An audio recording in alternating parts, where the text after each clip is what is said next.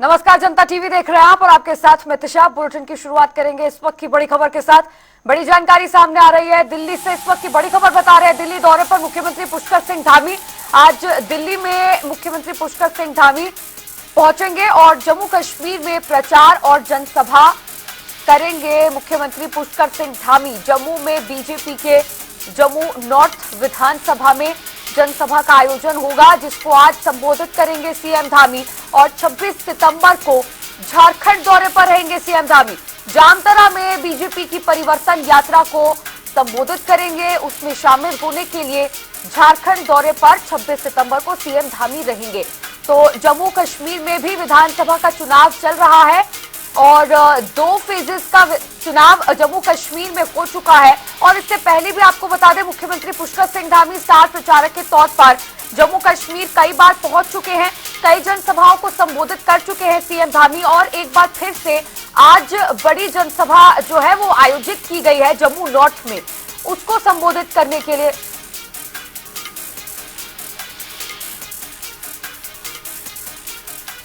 और संवाददाता स्पर्श हमारे साथ जुड़ गए हैं फोन लाइन पर और भी ज्यादा जानकारी उनसे ले लेते हैं।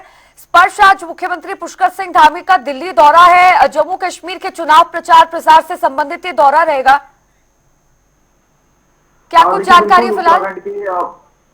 उत्तराखंड के मुख्यमंत्री पुष्कर सिंह धामी आज जम्मू कश्मीर और दिल्ली दौरे के पर देखने को मिलते हुए नजर आएंगे।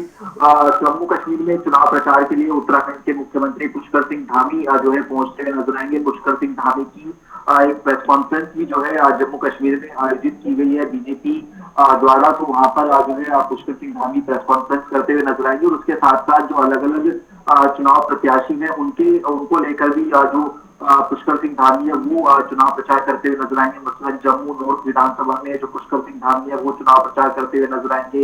इसके अलावा भी कई कार्यक्रम जो है पुष्कर सिंह धामी के, और लगभग 6 बजे के आसपास जो है पुष्कर सिंह धामी जम्मू कश्मीर से दिल्ली जो है पहुंचते हुए नजर आएंगे। हम जानते हैं कि किस तरीके से पुष्कर सिंह धामी लगातार जो चुनाव प्रचार है वो करते हुए नजर आ रहे हैं। हरियाणा की धरती पर भी जो पुष्कर सिंह धामी है वो देखने को मिलते हुए नजर आए थे। कल हरियाणा से सीधा दिल्ली पुष्कर सिंह धामी आए थे। और अब बात करें तो पुष्कर सिंह धामी की वो जम्मू कश्मीर जो है फिलहाल जो है पहुंचते हुए जो है नजर आएंगे। और कल के कार्यक्रमों की भी बात करें पुष्कर सिंह धामी के, तो कल जो है पुष्कर सिंह धामी झारखंड दौरे पर देखने को मिलते हुए नजर आएंगे। और झारखंड के जामताड़ा में बीजेपी की जो परिवर्तन यात्रा है उसको पुष्कर सिंह धामी जो है जो संबोधित है वो करते हुए जो है नजर आएंगे। ऐसे में उत्तराखंड में एक बार फिर से सरकार बनाने का कार्य जो है वो बीजेपी ने किया है।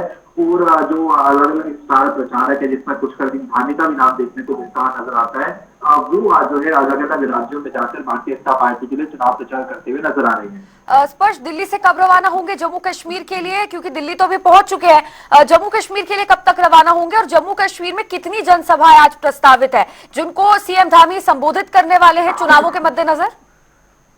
देखिए, पुष्कर सिंह धामी फिलहाल जो है निकल चुके हैं जम्मू कश्मीर के लिए। अगर हम बात करते हैं तो और जम्मू कश्मीर की बात करें तो शाम 4:15 बजे के आसपास मीडिया सेंटर यानी भारतीय जनता पार्टी द्वारा जो अलग अलग चुनावी स्टेज पर मीडिया सेंटर बनाया गया है, वहां पर जो प्रेस कॉन्फ्रेंस है वो पुष्कर सिंह धामी की देखने को मिलती हुई नजर आएगी। और उसके बाद में 5 बजे अगर हम बात करते हैं तो बीजेपी प्रत्याशियों के संदर्भ में जो चुनाव प्रचार है जनसभा है वो जो है करते हुए नजर आएंगे। जो हमारे पास जानकारी उसके मुताबिक श्यामलाल शर्मा, अरविंद गुप्ता, इनके संदर्भ में जो चुनाव प्रचार है इनके पक्ष में चुनाव प्रचार पुष्कर सिंह धामी करते हुए जो है नजर आएंगे। तो ऐसे में आज काफी बिजी स्केड्यूल जो है वो जो है पुष्कर सिंह धामी का देखने को मिलता हुआ नजर आएगा। चलिए ठीक है, बहुत बहुत शुक्रिया स्पर्श आपका जुड़ने के लिए और तमाम जानकारी के लिए। तो इस वक्त की बड़ी खबर है, राजधानी दिल्ली से दिल्ली दौरे पर है सीएम धामी और रवाना हो चुके हैं जम्मू कश्मीर के लिए। जम्मू कश्मीर में प्रचार प्रसार करते हुए आज नजर आएंगे। शाम 4:15 बजे जम्मू कश्मीर में प्रेस कॉन्फ्रेंस भी करेंगे सीएम धामी। बुलेटिन में आगे बढ़ते हैं खबरों के साथ और बता दें, नगर निगम संशोधन विधेयक पर प्रवर समिति की दूसरी बैठक विधानसभा में कैबिनेट मंत्री प्रेमचंद अग्रवाल की अध्यक्षता में संपन्न हुई। बैठक में विधेयक के प्रावधानों और ओबीसी आरक्षण पर समिति के सदस्यों ने चर्चा कर अपने अपने सुझाव दिए। तो वहीं इस पर जानकारी देते हुए शहरी विकास मंत्री प्रेमचंद अग्रवाल ने अगली बैठक 4 अक्टूबर को होनी है इसकी जानकारी दी, जिसमें दोनों बैठकों में तय किए गए बिंदुओं पर चर्चा होगी। प्रवर समिति की आज जो हम लोग बैठे हैं और प्रवर समिति के हमारे सभी सम्मानित साथी उसमें मौजूद थे, मैं उनका भी धन्यवाद कर रहा हूं। और इस बैठक का महत्वपूर्ण हिस्सा हमारे जो आयोग के अध्यक्ष थे BS वर्मा साहब, उनसे हमने रिक्वेस्ट की थी कि वो भी हमारी इस बैठक में समय दे सकें। तो मैं निश्चित रूप से उनका धन्यवाद कर रहा हूँ कि वो आए और उन्होंने अपने जो भी जिज्ञासाएं हमारे माननीय विधायकगणों के उनको उन्होंने उसके बारे में बताया और बहुत अच्छे हेल्दी डिस्कशन हुआ है। सभी लोगों ने अपने अपने विषय और सुझाव रखे हैं। अभी हम एक बैठक इसके बाद फिर बहुत जल्द करने वाले हैं, यानी कि 4 अक्टूबर की तिथि अभी हमने तय की है कि हम दोबारा से फिर बैठेंगे। जो बातें हमारी पहले वाली बैठक में आई आज वहाँ प्रस्तुत हुई, आज के जो बिंदु रखेंगे अगली बैठक तक जो हमारे सामने बातें आएंगी उसके बाद फिर हम कुछ आगे उस निष्कर्ष पे पहुँचने की स्थिति में होंगे। और वहीं महिला सशक्तिकरण एवं बाल विकास मंत्री रेखा आर्या ने अधिकारियों के साथ विभागीय समीक्षा बैठक की। मंत्री रेखा ने प्रदेश के 5 जनपदों में भारत सरकार की ओर से निर्देशित आंगनबाड़ी कम क्रेच केंद्रों के बारे में भी समीक्षा की। इस दौरान उन्होंने कहा कि विभाग अक्टूबर महीने के पहले सप्ताह में 2 आंगनबाड़ी केंद्रों को आंगनबाड़ी कम क्रेच केंद्र के मॉडल के रूप में विकसित करने जा रहा है, जिसकी रूपरेखा तैयार करने के लिए अधिकारियों को दिशा निर्देश दे दिए गए हैं।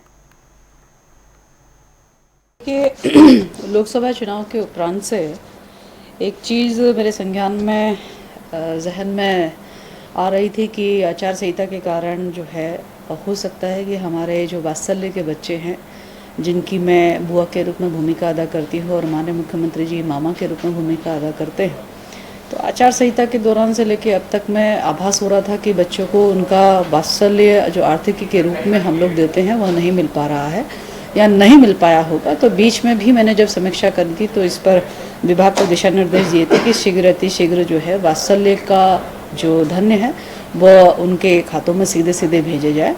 तो आज बताते हुए बेहद प्रसन्नता है कि पुनः दूसरी बार की बैठक में आज हमने अपने वात्सल्य के बच्चे जो कि लगभग जो है 5,673 बच्चे, उनको 2 माह का यानी कि आपके जुलाई और अगस्त माह का धनराशि लगभग 3,41,58,000 की धनराशि आज DBT कर दी गई है। और निश्चित रूप से इस धनराशि के माध्यम से हमारे वे अनाथ हुए बच्चे जो कोविड में प्रभावित हुए थे, आज उनको पुनः 3,000 रुपये प्रति माह की जो धनराशि है 2 माह के रूप में जो है हम लोगों ने दे दी है और आगे भी अब निर्बाध तरीके से उन्हें मिलता रहेगा। तो आज यह कार्य जो है वह संपन्न किया गया है।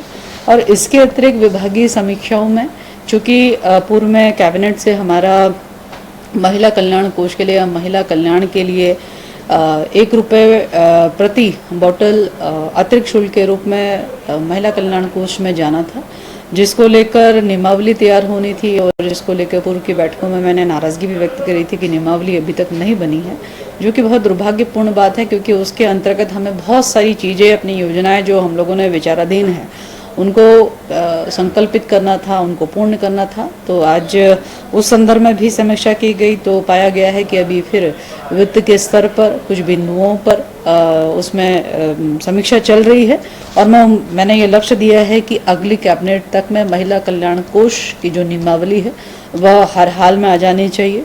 ये आज सख्ती से दिशा निर्देश दिए हैं। इसके अलावा एकल महिला स्वरोजगार योजना के रूप में भी आखिरकार उसमें कितनी प्रगति हुई है इसकी भी समीक्षा की गई है। तो एकल महिला के स्वरोजगार के रूप में भी जो है वह फाइल वित्त के स्तर पर लंबित है, जिसको परस्यू करने के लिए आज दिशा निर्देश दिए हैं।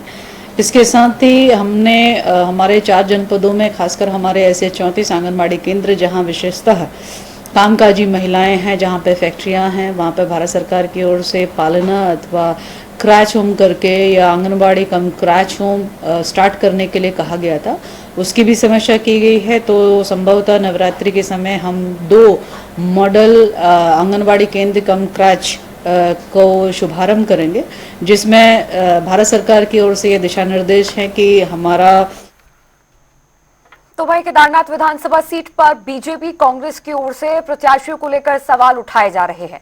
दरअसल इस सीट पर बीजेपी की ओर से महिला विधायक थी, जिनके निधन के बाद ये सीट अब खाली हो गई है। तो वहीं केदारनाथ सीट पर महिला को टिकट देने पर भारतीय जनता पार्टी नेता लक्ष्मी अग्रवाल ने ये संकेत दे दिए हैं कि एक बार फिर बीजेपी की तरफ से इस सीट पर महिला उम्मीदवार को ही खड़ा किया जा सकता है। इसके साथ ही उन्होंने कांग्रेस पर चुनावों में महिलाओं को टिकट न देने का आरोप भी लगाया। देखिए, जहां तक बात रही कांग्रेस की, मुझे लगता है कि कांग्रेस का जो बातें कहने की और करने की और है। आज से पहले भी जो प्रियंका गांधी जी हैं, जो नेता हैं कांग्रेस की, उन्होंने एक नारा दिया था, लड़की हूं लड़ सकती हूं, और इसको उन्होंने, लेकिन वो चरितार्थ नहीं हुआ है। आज तक भी इतनी बार कांग्रेस की सरकारें रही हैं, लेकिन 33% आरक्षण महिलाओं का पास नहीं हो पाया था। तो कहीं ना कहीं ये उनकी मानसिकता दर्शाता है कि खाली महिलाओं को एक वोट बैंक की तरह वो इस्तेमाल करते हैं। जहां तक केदारनाथ की बात रही, तो वहां पे देखिए आशा नौटियाल जी रही हैं हमारी, जो अभी हमारी जो बेचारी सलारानी रावत जी हमारे बीच में आज नहीं है, वो रही हैं। और तमाम, हमने तो टिहरी से भी एक महिला को टिकट दिया। कांग्रेस बताए ना उन्होंने कितनी महिलाओं को आगे बढ़ाने का काम किया और कितनी महिलाओं के उसमें किया। तो ये कहने की बात नहीं है, कांग्रेस के पास महिलाएं नहीं, और जो है कांग्रेस उनको सिर्फ वोट बैंक के लिए इस्तेमाल करती है। महिलाओं को आगे बढ़ाने की कांग्रेस की मंशा कभी नहीं रही है। और वन नेशन वन इलेक्शन को लेकर बीजेपी कांग्रेस में विवाद लगातार जारी है। एक और जहां BJP one nation one election को देश के लिए सही बता रही है, तो वहीं दूसरी ओर कांग्रेस की तरफ से लगातार बीजेपी पर सवाल उठाए जा रहे हैं। कांग्रेस का कहना है कि वन नेशन वन इलेक्शन किसी भी तरह से एक लोकतांत्रिक देश के लिए सही नहीं हो सकता। जिस केंद्र सरकार की राज्य सरकारें समय पर नगर पालिका और नगर पंचायत, नगर निगम और पंचायतों के चुनाव नहीं करा पा रही है, जो केंद्र सरकार 4 राज्यों का चुनाव एक साथ नहीं करा पा रही और वो बात कर रही है कि वन नेशन वन इलेक्शन, तो ये तो चुनावी जुमला लगता है। सरकार 4 राज्यों का चुनाव एक साथ कराने में तो समर्थ नहीं है, वो पूरे देश के चुनाव की बात कर रही है। भाजपा शासित सारे प्रदेशों में नगर पालिका, नगर निगमों और नगर पंचायतों के और उसके अलावा पंचायतों के चुनाव समय पर नहीं हो पा रहे, तो वो लोग कहाँ से एक नेशन एक इलेक्शन की बात कर रहे हैं? वो तो देश को नो नेशन नो इलेक्शन की तरफ ले जा रहे हैं। देखिए, ये बिल्कुल एक खोखला नारा है।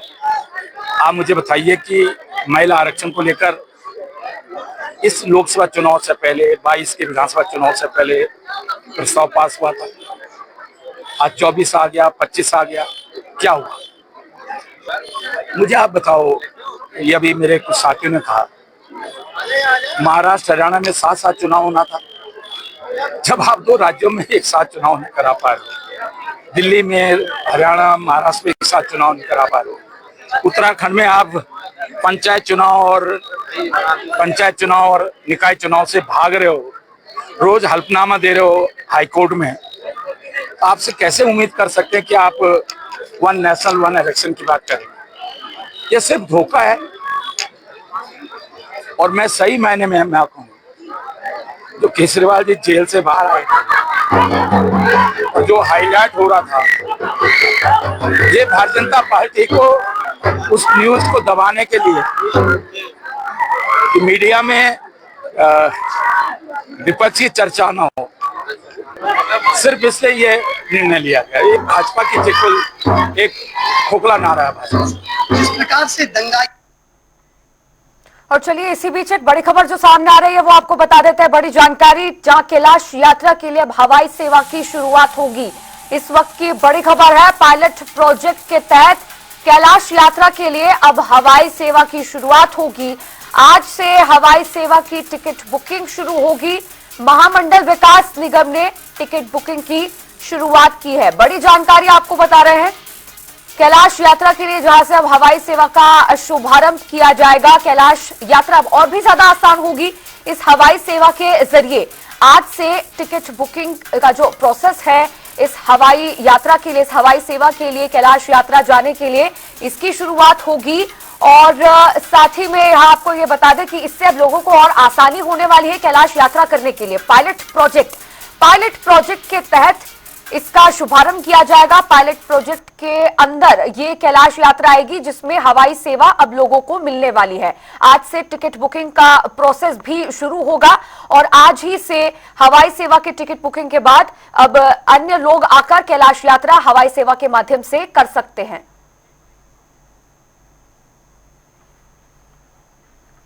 और फिलहाल रुक रहे एक छोटे से ब्रेक है, फौरन हाजिर होंगे।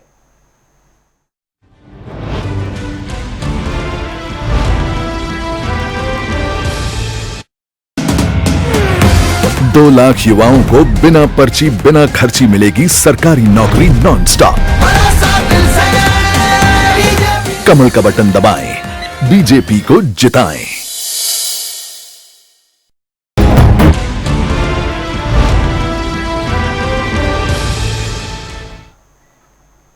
और ब्रेक के बाद एक बार फिर से बुलेटिन में आप सभी का स्वागत है। लगातार जो अपडेट आपको बता रहे हैं, बड़ी जानकारी है। कैलाश यात्रा के लिए हवाई सेवा की शुरुआत आज से होगी। पायलट प्रोजेक्ट के तहत जो है ये हवाई सेवा की शुरुआत कैलाश यात्रा के लिए होने वाली है और आज से हवाई सेवा की टिकट बुकिंग प्रोसेस भी शुरू होगी। महामंडल विकास निगम ने टिकट बुकिंग शुरू कर दी है और हवाई सेवा की शुरुआत कैलाश यात्रा के लिए आज से हो चुकी है। ये इस वक्त की बड़ी जानकारी है। अब लोगों को और आसानी होगी कैलाश की यात्रा करने के लिए, क्योंकि अब हवाई सेवा, ये एक बड़ी जानकारी आपको बता रहे हैं, हवाई सेवा के जरिए लोगों को अब आसानी होगी कैलाश यात्रा करने के लिए, कैलाश जाने के लिए। इस बार यूटीडीवी एक पायलट प्रोजेक्ट और लॉन्च कर रहा है जिसकी बुकिंग आज से स्टार्ट हो जाएंगी, जिसकी कॉस्ट 80,000 रुपीज़ है। ये 5 दिन का टूर पैकेज रहेगा और इसमें ओल्ड डिपो लेक पास से माउंट कैलाश के दर्शन कराए जाएंगे।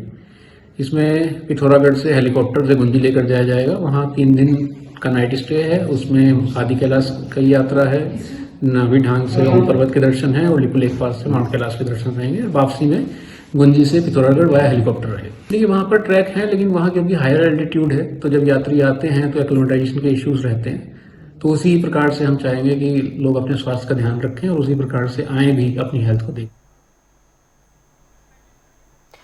तो देखिए ये बड़ी खबर आपको बता रहे हैं, महामंडल विकास के जरिए अब कैलाश यात्रा के लिए हवाई सेवा की शुरुआत हो चुकी है। आज से जो ऑनलाइन बुकिंग है हवाई सेवा के लिए आदि कैलाश यात्रा करने के लिए, वो भी आज से ही शुरू हो चुकी है।